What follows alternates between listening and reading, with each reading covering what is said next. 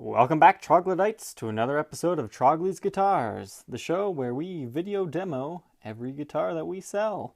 Feel free to subscribe for more, but today we have a very beautiful 1981 Gibson Les Paul Deluxe. And just take a look at that. It is beautiful. This is a player's grade example, but it's for the most part all original. It has had its frets replaced, as you can kind of see there, but we'll take a closer look.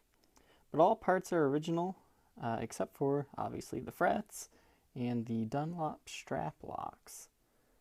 So let's take a look at this beautiful guitar. So it's definitely a bar guitar. The finish has aged in a beautiful way. However, surprisingly, it doesn't smell of smoke. So you can see here that the lacquer kind of has chipped on the Gibson logo there. And that's fairly common, but you can see that it's still white underneath, but definitely a very aged lacquer. It kind of has a very cool appeal to it. When it's just one or two chips like that, it doesn't bug me, but when it's like half the logo, that's when it bugs me personally. But this one, very cool in my opinion. And then the last part that's not original is this tuner tip right here. And you might ask, hey, what's not original about that? It looks good. But I'll show you more on the back. That's actually a plastic tip that was kind of melted a little bit to look like all the other ones, and then kind of painted a nice silver color. All right. Now this fretboard has been played a lot. It wouldn't surprise me if this thing's been refretted more than one time, because the rosewood looks very close to ebony. Very close. At one point, I actually questioned myself, was this a Pro Deluxe with swapped pickups? But it's not. That's just how dark the fretboard is. And the current frets have some very light fret wear, but nothing too bad.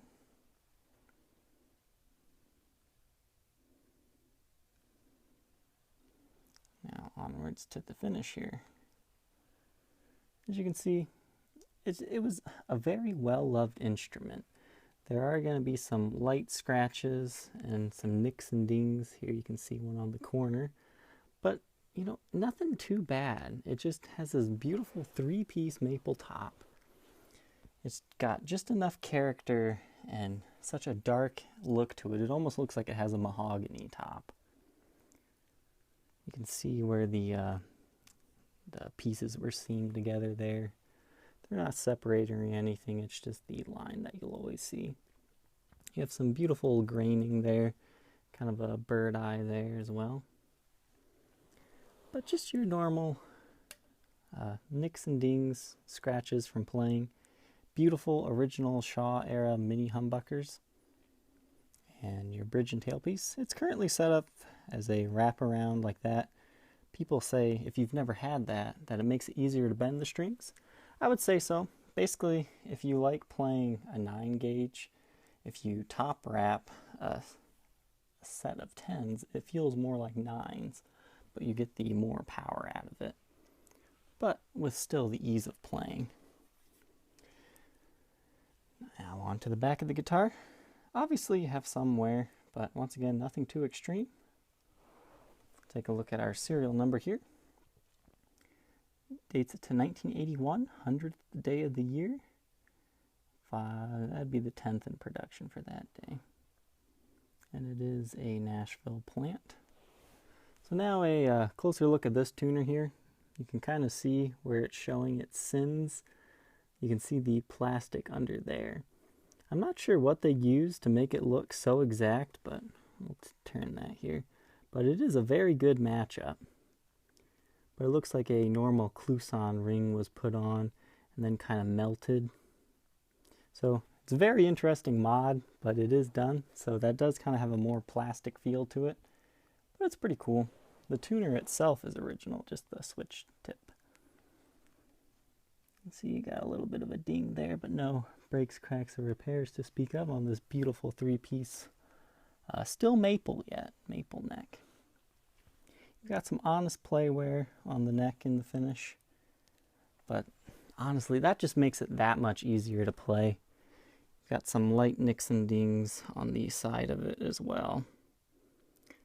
But this is a fantastic playing guitar. It just has a really friendly vibe to it. In pictures, it might not look like much, but in person, this guitar just has that vibe to it. It makes you want to pick it up and play it. You can see there's considerable buckle wear on the back, but you know, when you don't have it in the light, it does look pretty good. Looks like that's the only major ding that you see all the time. But in the light, there is quite a bit. You've got your stock everything in there. It has the metal tin on the inside. As you can see, the control plate is cracked in a few places, but nothing too bad.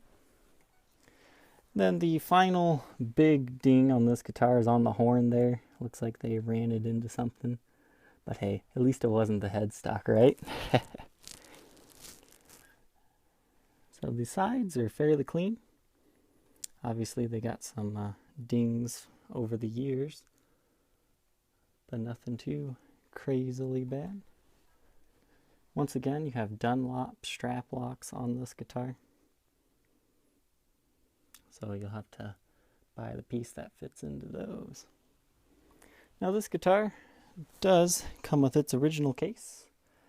Unfortunately, I forgot to set it up before. So we'll take a little bit of a behind the scenes look at it over here. It is an original Gen 3 chainsaw case. Good condition. It is missing the back latch, but that's very common, and these still function perfectly fine with two. This case has kind of seen better days in some areas, but this is nothing that couldn't be refurbished with, 5 minutes of your time. So you got your case lid.